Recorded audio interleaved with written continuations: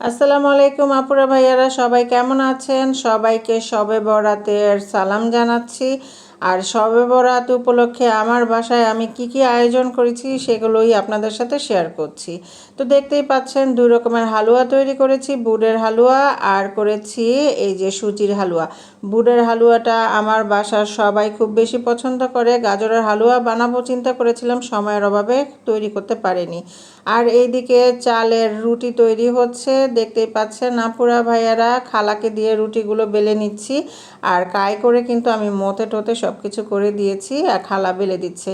আর চালের রুটির কাইটা যদি সুন্দর হয় তাহলে রুটি কিন্তু বেলতে অত বেশি কষ্ট হয় না। আর যদি কাইগুলো শক্ত হয়ে যায় তাহলে কিন্তু রুটি বেলতে হাতের 12টা বেজে যায়।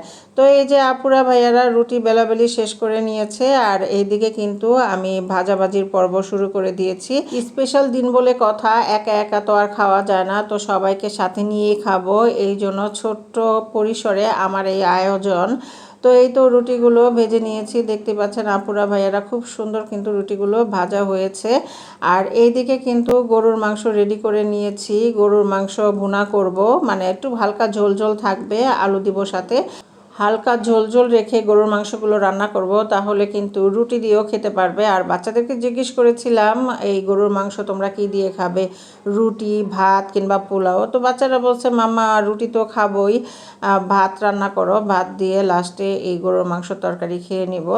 তো আর ঝামেলা করলাম না, পোলাও ঠোলাও রান্না করলাম না, বাচ্চারা যদি বলতো তাহলে করতাম। তো যাই হোক, এই তো রান্না বান্না চলছে আমার। তো আপুরা ভাইয়ারা এই হচ্ছে গরুর মাংসের ফাইনাল লুক। একেবারে মাখা মাখা ঝোল রেখেছি, আহামরি ঝোল রাখিনি। ঝোল, আলু, মাংস, এটা দিয়ে রুটিও খেতে ভালো লাগবে আর ভাতও খেতে ভালো লাগবে।